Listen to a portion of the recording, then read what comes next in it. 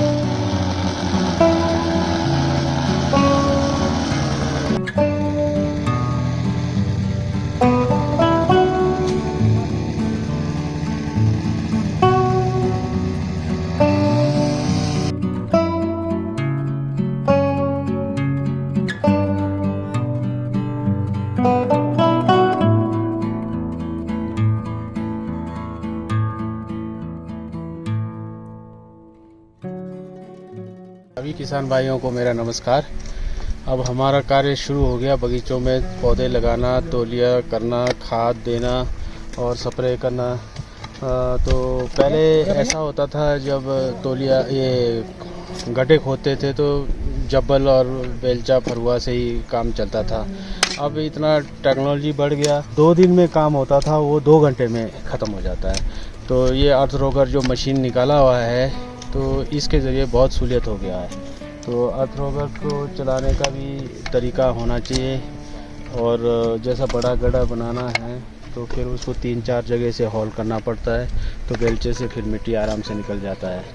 और इसको अर्थ रोगर से काम बड़ा सावधानी से करना पड़ता है, क्योंकि कई बार हो सकता है नीचे रॉक आ जाए, कुछ आ जाए और वो उठ जाए और अपने लिए खतरा है। तो इसलिए हर चीज़ के ऊपर ध्यान रखना पड़ता है, मतलब ध्यान एकत्रित होना चाहिए उस काम के ऊपर।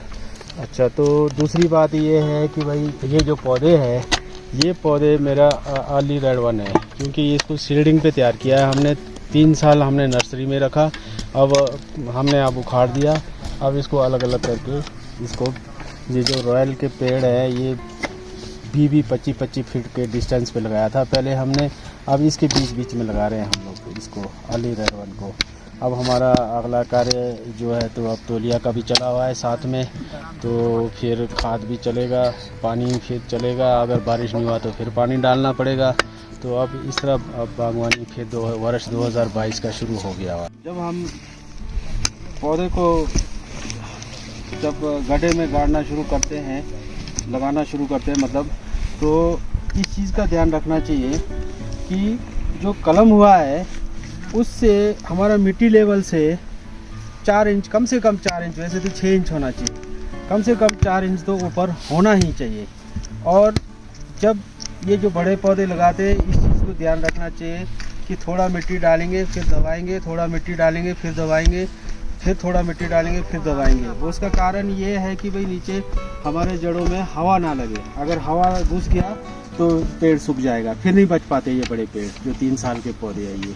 अच्छा, दूसरी बात क्या है कि भाई अब हमारे यहाँ तो ड्राई जोन है, इसलिए हमारे को पानी रुकने वाला बनाना पड़ता है। इसका जो बेड है पानी रुकने वाला बनाना पड़ता है, मतलब तौलिया।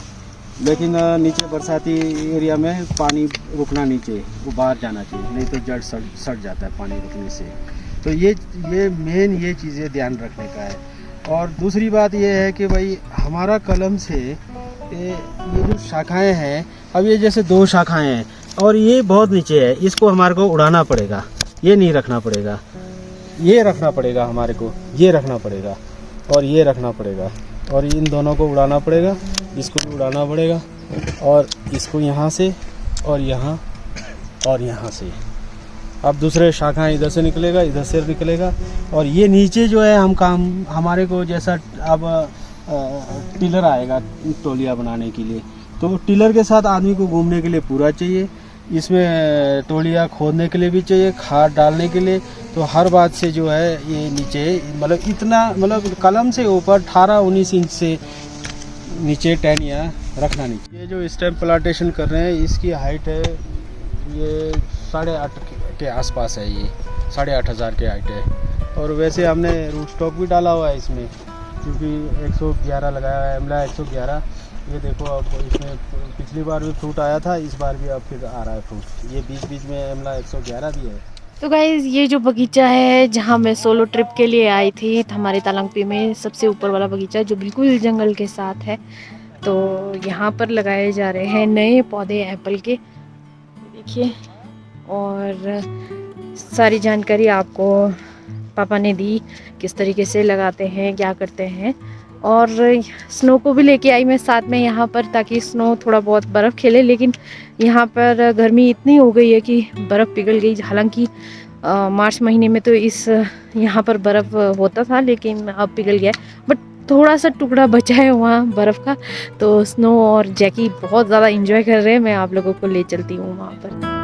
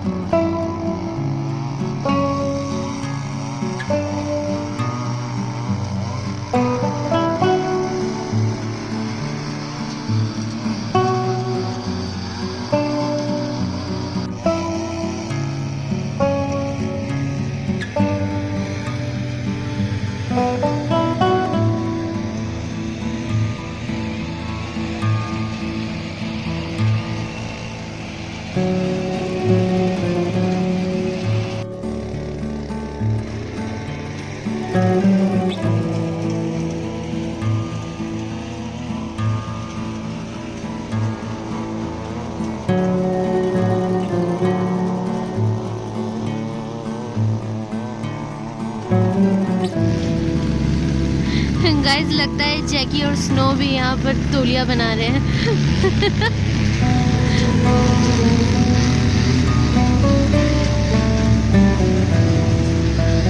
वाओ, जैकी तो बहुत काम कर रहा है।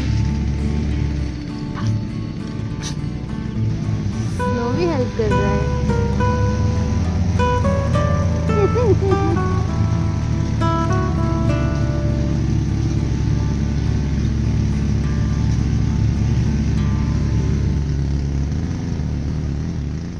आज हम लोग बगीचे में तौलिया बना रहे हैं। पहले तो हम कुदाली से खोद करके उस हिसाब से लेबरों से वो कराते थे। अब जो है तो मैं उधर पीछे जनवरी में लुधियाना गया था, तो वहाँ पर मेरे मित्र है स्प्रे मैन के नाम से, इनके अपनी मैन्युफैक्चर है सारे। ये छोटे छोटे ये जो मिनी वीडर है, अर्थ रोगर है, टिलर है, पावर स्प्रे है, मतलब सारे आइटम हैं उनके पास। तो मुझे उन्होंने बताया कि भाई आप ये ले जाओ, आपके सेब के पौधों में तौलिया बड़ा आराम से होगा। तो आज मैंने इसको स्टार्ट कर दिया है और बहुत मज़ा आ रहा है ये काम करने के लिए। और प्रोग्रेस इतना है कि पूछो मत है, और समय की बचत है। क्योंकि यहाँ पे ऐसा है कि भाई साथ देखो अब ये पिंग बर्ड आ रहे हैं और लेबर नहीं होने के कारण हमारा तौलिया नहीं हो पाया। तो अब मिनी ये वीडर आ गया है, अब कोई टेंशन नहीं है हमारे को, अब सारा काम हमारा होते जा रहा है। लेकिन देन उनका है जिन्होंने मुझे ये रास्ता दिखाया, अपने मनीष जी अहमदगढ़ के हैं वो। हाँ, एक ज़रूरी जो बात था किसान भाइयों को कि ये मशीनरी जितना प्यार से चलाएंगे उतना अच्छा चलेगा। और सबसे पहली बात यह है कि भाई इसमें हर चीज़ का ध्यान रखना चाहिए, कहीं नट छूट रहा है, कहीं बोल्ट छूट रहा है, उसकी ध्यान रखना चाहिए। हो सकता है अपने को मतलब उछल करके अपने को खतरा हो जाए, कोई बोल्ट छूट गया तो पेट्रोल जो है मतलब सही मात्रा में टूटी ऑयल मिला करके यूज़ करें। अगर बाहर विदेश का टूटी ऑयल है तो 20 ml है, अगर यदि इंडिया का है तो ये 40 ml लगेगा। और दूसरी बात ये है कि ये जो एयर क्लीनर है तो दिन में एक बार जो है इसको खोल करके यहाँ से खुल जाता है और फिल्टर को साफ़ किया करने का ज़रूरी है। और नीचे इसके जो रोटावेटर है, रोटावेटर में इसमें नट बोल्ट बहुत ध्यान से देखना है, अगर एक बोल्ट टूट गया तो सारा बोल्ट तोड़ देगा। तो इसलिए जो है इन चीज़ों को बहुत ध्यान से देखना है। और नीचे इसका जो रोटावेटर का जो बॉक्स है, गेयर बॉक्स, गेयर की तरह दिख रहा है, इसमें जो है ये गेयर ऑयल नहीं लगता है, इसमें ग्रीस लगता है, खाली ग्रीस लगता है, अच्छा क्वालिटी का ग्रीस लगा है। और बाकी सिंपल है, इतना खास वो है नहीं है। थोड़ी देर के लिए मुसीबत होगा इसको चलाने के लिए। और इसको जो चलाना है, ये जो पीछे हेल्पर लगा हुआ है, इस हेल्पर के ऊपर चलाना है। अगर आप अरे परे ले जाएंगे तो इसके टायर है, टायर इस हेल्पर को निकालो और टायर डाउट करके आराम से मतलब फुटपाथ पे भी ले जा सकते हैं आप। सारा गेम जो है इसका जो चलाने का विधि है इसके ऊपर है सारा। इसके ऊपर जैसा इसको खोदना है तो एक बार यूँ उठाए, फिर यूँ छोड़े, फिर यूँ उठाए, फिर छोड़े, मतलब थोड़ा थोड़ा इशारा चाहिए इसको, बस इजी से काम करेगा सारा। और सेब के तने के पास बिल्कुल नज़दीक नहीं ले जाना, क्योंकि इसको बाहर से घुमाना है, तना के पास जड़ डैमेज हो जाएगा। तना के पास जो है अपने जो कुदाली है उससे हल्का हल्का खोद करके घास निकाले, क्योंकि तौलिया करना, ज़मीन को हिलाना बहुत कंपलसरी होता है, नहीं तो ग्रोथ रुक जाएगा आपके पेड़ों का। क्योंकि ग्रोथ, अगर ज़मीन नहीं हिलाया तो ग्रोथ रुक जाएगा। जैसे हम फसल बीजते हैं, कोई भी अनाज है, गुड़ाई करेंगे फिर पानी देंगे तो एकदम ग्रोथ होगा उसका। अगर हम गुड़ाई नहीं करेंगे तो वहीं उतना ही रहेगा, वो वहीं फूल आ जाएगा। तो कारण ये है सारा। कई लोग कहते हैं कि भाई गुड़ाई नहीं, मतलब तौलिया नहीं करना चाहिए, ये नहीं करना चाहिए, सारा गलत है ये सब अपने अपने मेथड है, सब अपने अपने टाइप के हैं। क्योंकि हम पहले से यही काम करते आ रहे हैं। अब तो मैं भी 50+ हो चुका हूँ, तो यही काम करते आ रहा हूँ। मैंने 18 साल से यही काम किया। एग्रीकल्चर इनसे डिस्कस करके ही मैं आगे कार्य करता हूँ, मैं नहीं किसी दूसरे बात उसमें नहीं जाता हूँ। इसलिए किसान भाई मेहरबानी करके जो है कुछ भी प्रॉब्लम आ रहा है, वो बैठे हुए हैं, वो गवर्नमेंट के आदमी हैं, उनसे मिलो, उनको ले जाओ, उनको दिखाओ क्या प्रॉब्लम है और उस पर ट्रीटमेंट शुरू करो। यही है मेरा कहना। धन्यवाद। तो गाइज, आप लोगों ने इस व्लॉग में देखा कि नई नई तकनीकी आ गई है। जो कई दिनों का काम था वो घंटों में किया जा रहा है। बहुत ही ज़्यादा सुविधा हो गया है कि हम आसानी से काम कर पा रहे हैं। और इस बार हमने बहुत सारे सेब के पौधे भी लगाए हैं, और एप्रिकॉट, परसिमन, प्लम और बादाम, नए नए पौधे लगाए। क्योंकि ये टाइम टू टाइम नए पौधे लगाना बहुत ज़रूरी है, क्योंकि पुराने पौधों की उम्र हो चुकी होती है, कहीं ख़राब हो जाते हैं, कहीं कुछ हो जाता है। तो अगर हम ये सब ध्यान नहीं देंगे तो पूरा बगीचा ही खाली हो जाएगा।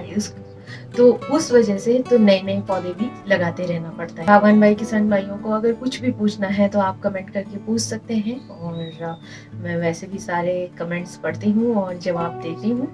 तो मिलती हूँ नए व्लॉग में नए टॉपिक के साथ। तब तक के लिए बाय बाय, टेक केयर।